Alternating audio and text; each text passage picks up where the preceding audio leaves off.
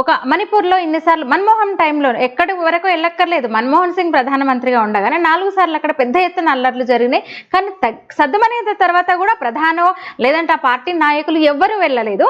మొన్న 2022లో మణిపూర్ అల్లర్ల సందర్భంగా రాహుల్ గాంధీ వెళ్ళాడు, అంటే అగ్నికి ఆజ్యం పోయడానికి అనమాట, మరింత అల్లర్లను రేకెత్తించడానికి. మోదీ ఎందుకు వెళ్ళలేదంటే అంత ఒక సున్నితమైన అక్కడ ఒక ఏంటి తెగల మధ్య శాంతి భద్రతల సమస్య కాదు ఇది. రాష్ట్ర ప్రభుత్వ వైఫల్యమో కేంద్ర ప్రభుత్వ వైఫల్యమో అనడానికి లేదు, 2 తెగల మధ్య గొడవ అది. అంటే ఒక సున్నితమైన ఇష్యూను ఎట్లా డీల్ చేయాలో కేంద్ర గవర్నమెంట్కి తెలీదా? 3 సార్లు హ్యాట్రిక్ విజయంతో వచ్చిన ఆ పార్టీ ప్రభుత్వానికి తెలీదా? అంటే అత్యుత్సాహం విపక్షాలు ప్రతిదాన్ని అది అంటే అందరూ కలిసి సంయమనంతో పరిష్కరించాలి, అందరూ అదే కదా కోరుకుంటారు. కానీ విపక్షాల అత్యుత్సాహము, రాహుల్ గాంధీ వెళ్ళాడు. కానీ ఇప్పుడు మోదీ వెళ్తే ఎందుకు వెళ్ళాడు అని అడుగుతున్నారు. ఎందుకంటే రాహుల్ గాంధీ ఏమో రెచ్చగొట్టడానికి వెళ్ళాడు, మోదీ ఏమో ఇది మీకు అభివృద్ధి ఇది ఇంత చేస్తున్నామని చెప్పి